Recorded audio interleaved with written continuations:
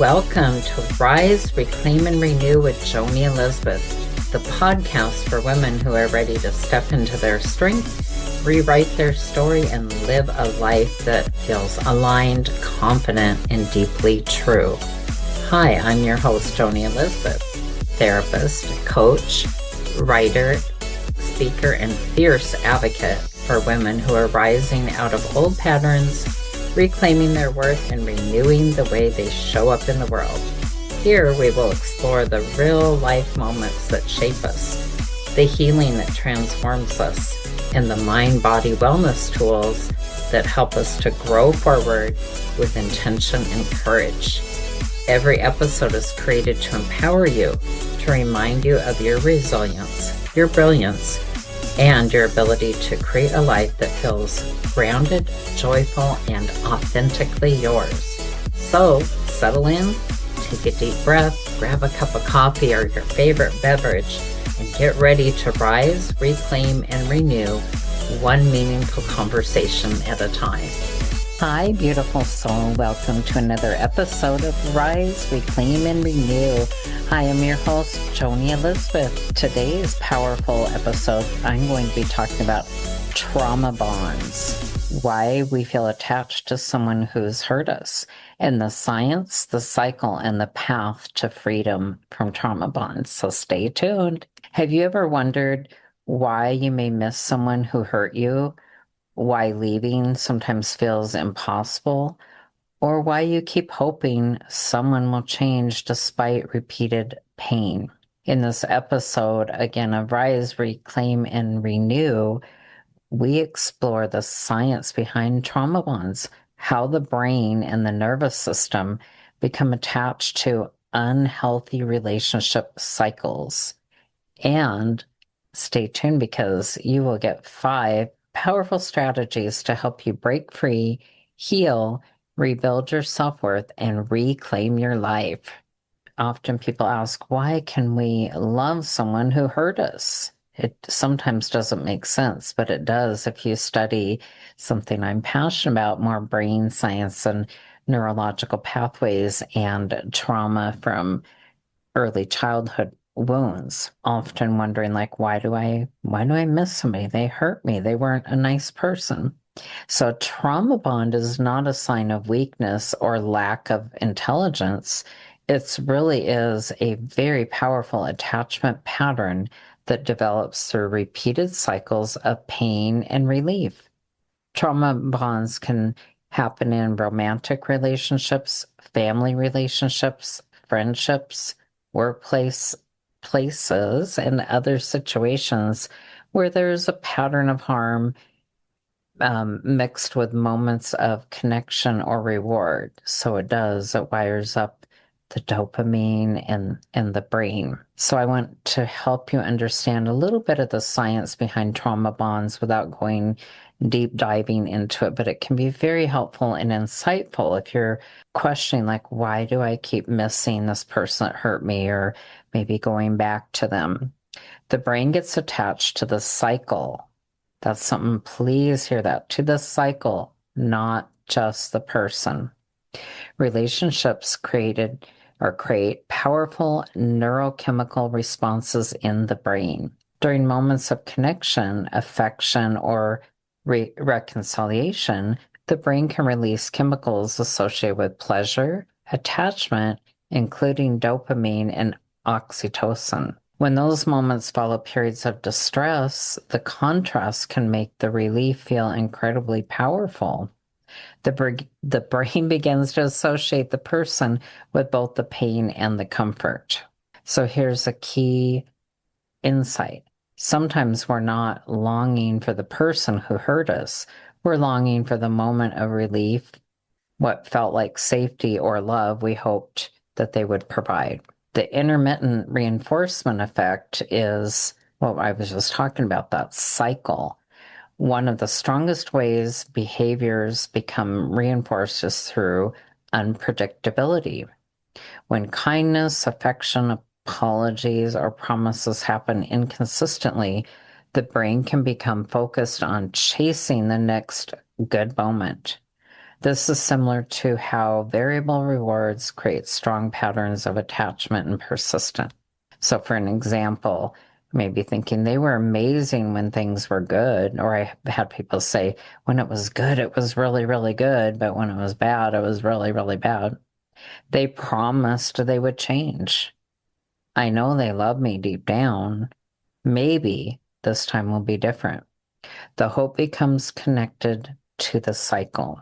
The nervous system and survival responses are wired up. Trauma bonds often involve the nervous system trying to adapt to an unsafe environment. A person may move between fight, which would be like anger, trying to prove their point or their value or their worth, fight, flight, trying to escape or fix everything, freeze, feeling stuck or powerless, or fawn, overfunctioning, people pleasing, and abandoning your own needs. Over time, the person may become disconnected from their own intuition and needs. So I wanted to give you a little bit of the science behind this and awareness of what it is. And I also want to give you the gift of 5 powerful strategies to break a trauma bond. One would be awareness, of course. Name the pattern, not just the pain. Healing begins when you stop asking, why do I love them so much? And begin asking, what pattern am I attached to? So here's a few little journal prompts. What happened before the hurt? What happens after the hurt? How often does the cycle repeat? Am I connected to reality or the potential of who they could become? Awareness breaks confusion. Rebuild trust with yourself. Trauma bonds often damage self-trust.